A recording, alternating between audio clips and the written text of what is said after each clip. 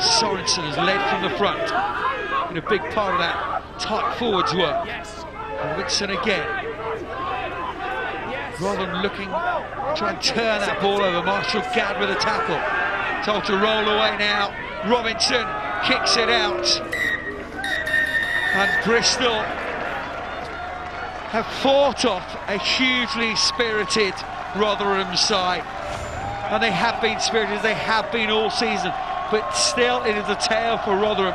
As good as their season has been, they are still unable to beat the big three, the Leeds, the London Welsh, or the Bristol. Huge applause from the crowd here at Clifton Lane, but it is Bristol's day. And who is your man of the match, Dowie? Well, Bristol came, they scored those 3 tries in the first 18-19 minutes. Mosses gets 2 of them. I think the heart that Rotherham have shown was tremendous. Reader, outstanding in the open side, carrying the ball. But my man of the match, Green King, IPA, man of the match, is Ross Rennie. I think he's been absolutely outstanding. I thought he was pretty good against Plymouth last week. Andy Robinson, well, he's got a few problems here and there. Whatever Edinburgh's loss is definitely Bristol's game. His work rate was superb. But when I talk about work rate, I come back to Rotherham.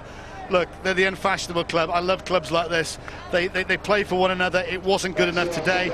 I don't think they're a Premiership side yet. I think they will reach the playoffs. But again, what a lot of heart, what a lot of soul.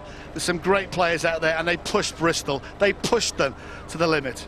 It's another fantastic advert for Championship Rugby, isn't it? Cecina with all those points again today. And Bristol just raced out in that first 20 minutes, that first 18 minutes.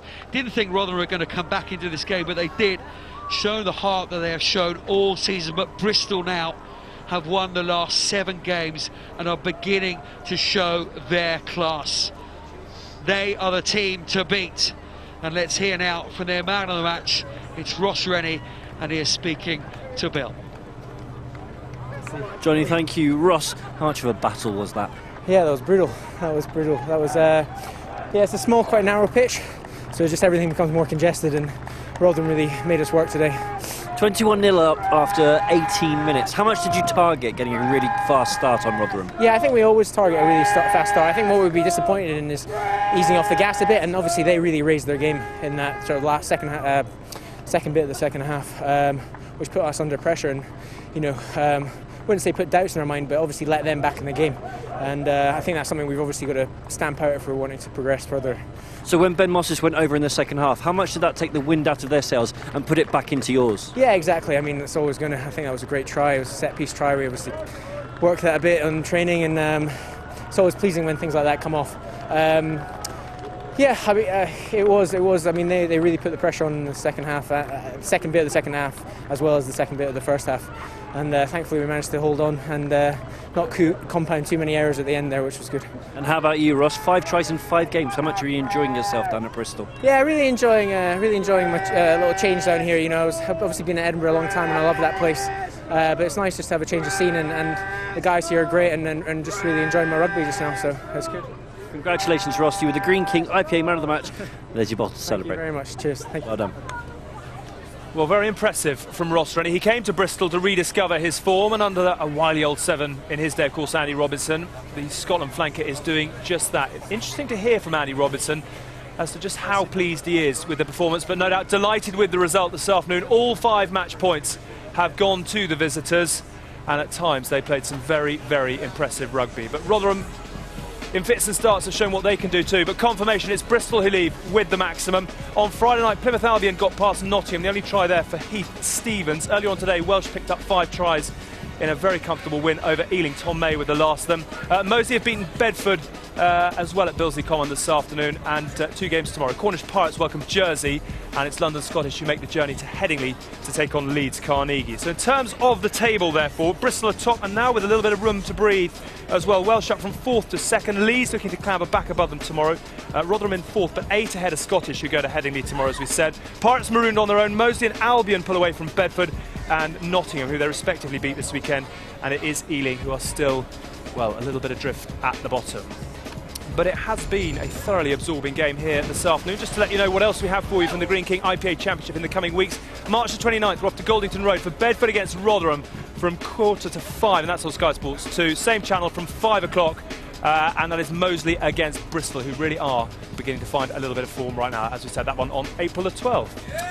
But as we said, we are in the clubhouse here at Clifton Lane. It has been a hugely entertaining game of Championship rugby. It is the visitors, though, who have come away with all 5 points. And when we come back, we'll analyse just how they did it. Win or lose, though, the Rotherham fans are ready to have a drink or two.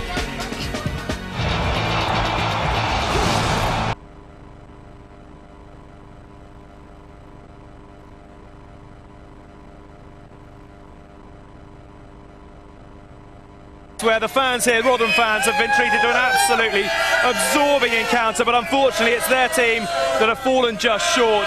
Bristol in the end coming away with all 5 match points. Hugely disappointed with Rotherham today, or do you feel a bit beaten perhaps by the better team? No, beaten by the better team, but if we didn't give them 21 points start at the beginning of the game, then we'd have been right in there.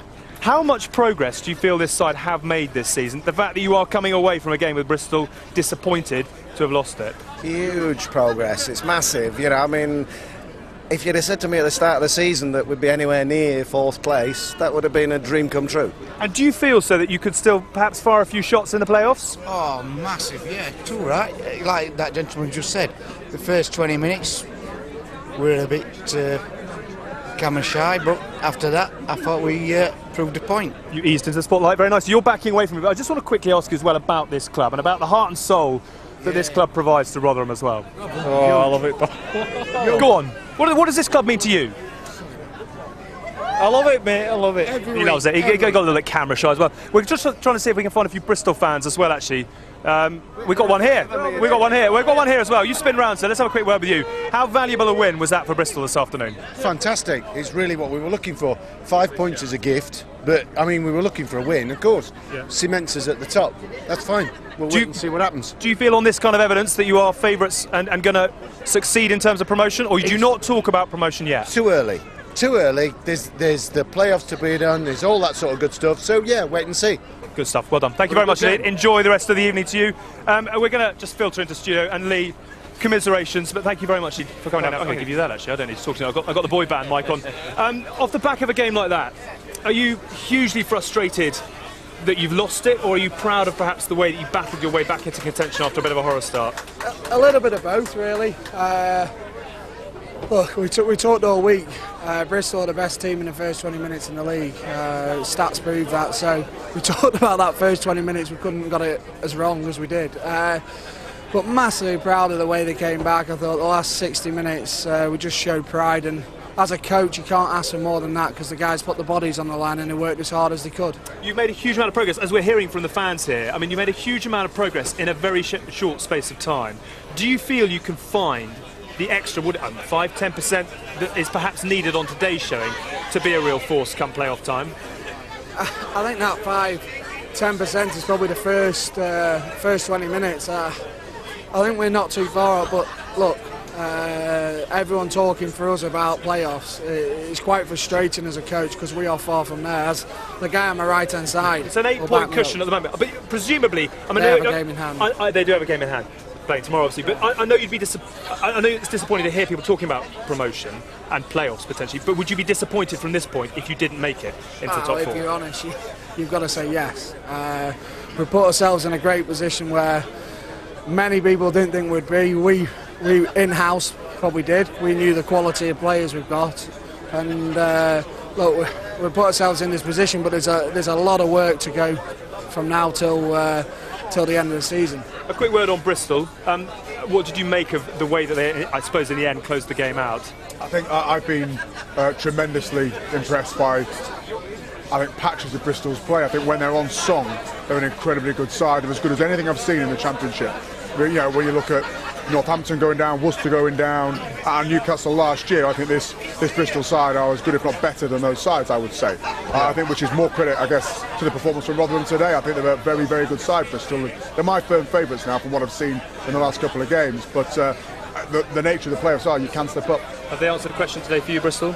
They have. I mean, and I'd just like to pay credit to Rotherham, because it's testament to this Rotherham team that Bristol started taking their threes. The first time this season they've realised that they were under pressure, and that's down to Rotherham. So I think we saw a different dimension to the way Bristol are going to approach the remaining games as they move towards the playoffs, but it also paid tribute to Rotherham.